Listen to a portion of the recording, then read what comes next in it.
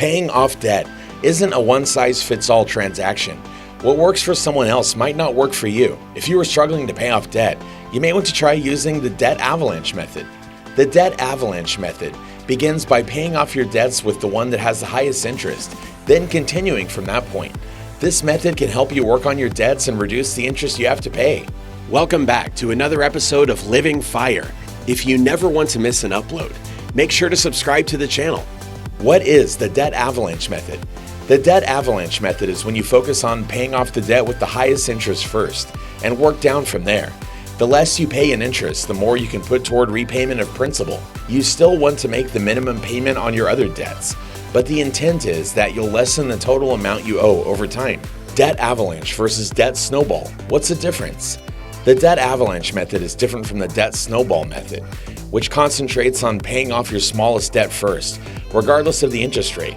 Many people like the debt snowball method because it gives them an instant win, but they might not save as much money in their debt repayment as they would with debt avalanche. Both the debt snowball and debt avalanche methods can work if you stick with them.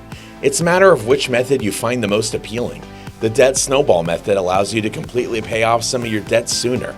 However, in most cases, the debt avalanche method will save you more interest. How to use the debt avalanche method. You can get started with the debt avalanche method with a few simple steps. Number 1, list out all your outstanding debt. Consider all of the forms of debt that you have. List each item of debt in the following categories: credit cards, student loans, auto loans, personal loans, outstanding bills, medical debt.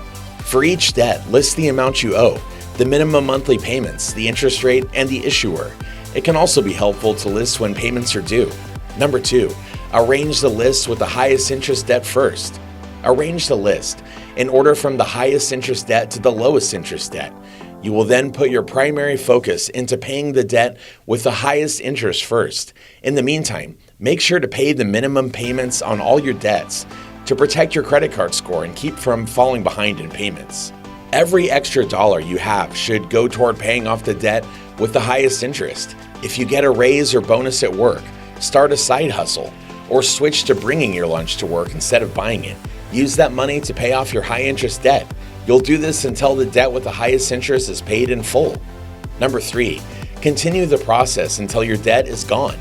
Once your highest interest debt is paid, move on to the next highest interest debt. Devote more money to each new debt as you no longer have to make minimum payments on the paid debts. Update your list every month as your balance goes down and eventually gets paid in full. Advantages of the avalanche debt payoff method. The debt avalanche method has some advantages that make it appealing. Removes the most expensive debts first. By paying off your highest interest debt, you remove the debt that costs you the most money. While the debt snowball method might have quicker results in the short term, it might not be the more cost-effective choice. Helps with managing high interest debt. The debt avalanche method works best for those with high interest debt, like credit card debt. Credit card interest rates can be in double digits, so you'll want to pay those off as soon as possible. Disadvantages of the debt avalanche. The debt avalanche method may not be the right method for everyone if the disadvantages outweigh the positives. Slower debt payoff. If your highest interest debt is also one of your largest debts, it may take a long time before it is paid off. This may make it feel like you're not making any progress towards paying off your debt, making it harder to stick to your repayment plan. Harder to get extra to apply to loans. It will take more time before you can start applying the equivalent of minimum payments of the loans you've paid off to the loans you still have. Longer term goals. Many people prefer having shorter term goals to work toward so they can feel satisfied with each win. If that sounds like you might prefer something like the debt snowball strategy. Alternatives to the debt avalanche method. When debt looms, some people prefer to have smaller, achievable benchmarks when paying it. If you're one of those people, the debt avalanche method might not be the best for you. For one thing, it could take months of payments to see results. The type of debt you have might also impact the method you choose. If you don't have high interest credit card debt, maybe you have student and auto loans instead, you may want to consider an alternative strategy. Debt snowball method. With the debt snowball method, you focus on repaying the smallest debt first, while paying the minimum amounts on your other debt. Once you've paid off the smallest debt, move on to the next smallest debt. You free up more and more money after each debt is paid, which means that it becomes faster to pay off the highest debt you have. Balance transfer credit card. Many balance transfer cards offer 0% APR for a set amount of time, anywhere from 12 to 21 months. If you can move over high-interest credit card debt to a new card, you'll be able to end the accruing interest. Be cautious about any new debt with your balance transfer card. When the 0% APR promotional offer ends, you will need to start paying interest if you can't make payments in full every month. You may not be approved for the full amount of your outstanding credit cards. This means that you'll be responsible for the balance on your new card, as well as any other cards that are still outstanding. Debt consolidation. You can consolidate your debt through a few options, including a debt consolidation loan. This is when you take out a loan for the full balance of your outstanding debt, pay off that debt, then make one payment to your personal loan every month. If you have many kinds of debt, including credit cards and student loans, this might work best for you, but consider taking out a loan only if the interest rate is less than what you're currently paying.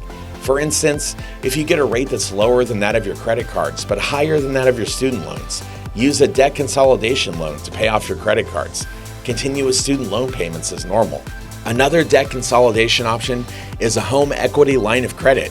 With this type of debt consolidation, you borrow against the equity of your home. So it's for people who have substantial equity in their home. Debt management plan.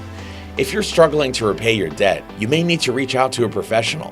Nonprofit credit counseling agencies can help you set up a debt management plan. Depending on your situation, an agency may combine your debt into one manageable monthly plan. Sometimes, they can cut your interest rates and negotiate with lenders to reduce what you owe. Keep in mind that not all debt will qualify for a debt management plan. Secured debt, like debt backed by a home or car, won't be covered.